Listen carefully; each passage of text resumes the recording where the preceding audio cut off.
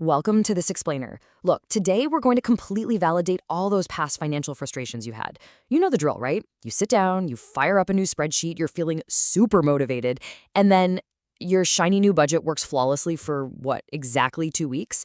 And then life happens, and the whole thing just falls apart. Well, you're absolutely in the right place. We're going to explore exactly why those crashes happen, and much more importantly, how we can fix them for good. Okay, let's just dive right in by instantly shattering a massive, guilt-inducing myth right off the bat. Budgeting failure is almost never about willpower. It's really not about your personal discipline. So if you've been beating yourself up, thinking you just don't have the self-control to manage your money, just let that go right now. Seriously, the guilt trip officially ends today. But, that begs a pretty massive question. If it isn't a lack of discipline and it isn't willpower, what actually goes wrong here? Why is it just so incredibly common for us to abandon our financial plans? Well, let's pull back the curtain and uncover the real culprit hiding behind all these budget crashes. So our culprit is actually a system design flaw. It's kind of like a structural blueprint.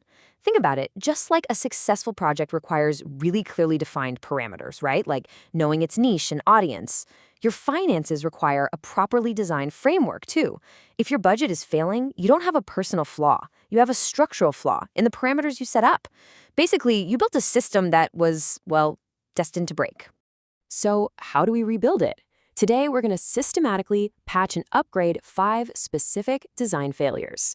We'll hit the fun deficit, the rear view mirror, blind spots, the accountability gap, and finally, mindset. Let's jump into that first upgrade. Mistake number 1 is the fun deficit. Here's the thing. When you build a budget that is mathematically perfect and just aggressively strict, it eliminates all the fun. And that absolutely guarantees your human brain is going to eventually rebel. It might look amazing on a spreadsheet, but it's a total trap. We need to reframe what a budget actually is. A truly sustainable budget is a long-term system that literally mandates a guilt-free fun money category. We have to stop viewing budgets like some kind of financial prison designed to punish us and start designing them as living systems. And living systems require built-in relief valves to actually function properly. And hey, it doesn't have to be a massive amount of money. Honestly, assigning even a small number, like $50 a month for fancy coffees or just completely random impulse buys, that ensures your system is permanent and livable. You really want to remember this golden rule of system design. A good enough budget that you can actually stick with permanently, that will always beat a perfect budget that you just abandon after 14 days. Moving on to mistake number 2, the rear view mirror. This is a fatal yet incredibly common trap. It's when you set your budget at the beginning of the month, completely ignore it for 30 days, and then sort of check the damage at the end. Doing an end-of-month review is literally like driving a car while only looking in the rearview mirror. By the time you realize you've swerved off the road, it's way too late to steer. Contrast that with a proactive mid-month check-in. You need to know exactly where you stand while you're still in the month. That gives you the time and the leverage to adjust things before the overspending actually happens. The ultimate system patch for this? It's wonderfully simple. A 2-minute daily check-in. Seriously, by spending just 120 seconds a day, that is literally less time than it takes to brush your teeth, just glancing at your budget app, you stay completely anchored to reality. It pulls you right out of that rearview mirror and puts you firmly back in the driver's seat. That alone prevents the vast majority of accidental overspending.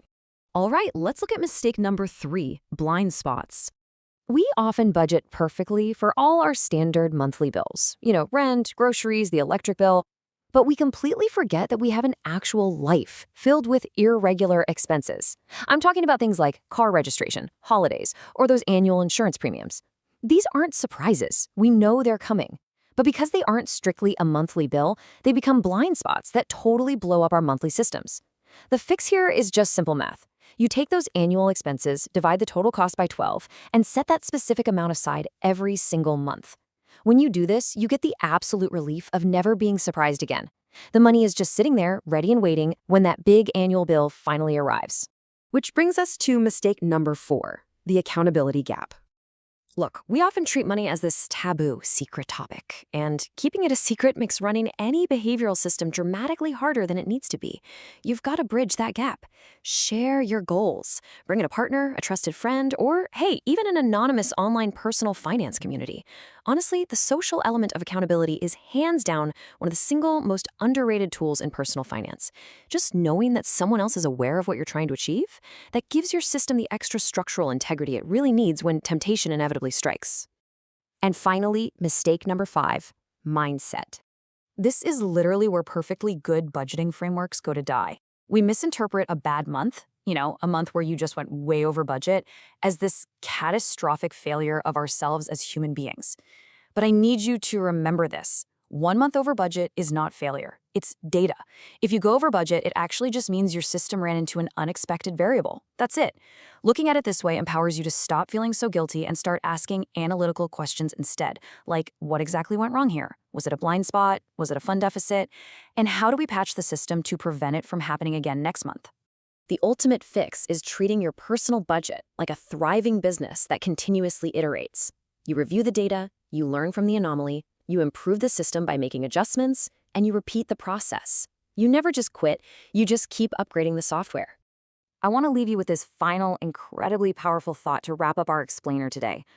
Successful budgeters fail constantly. The difference is they analyze and adjust rather than quit. Really think about that for a second. The people who are great with money aren't perfect. They just have a way better system for handling imperfection. So what I want to know is, which part of your budgeting framework are you going to redesign today? Dive in, make those adjustments, and I guarantee your financial system is going to be stronger than ever. Keep learning and keep building.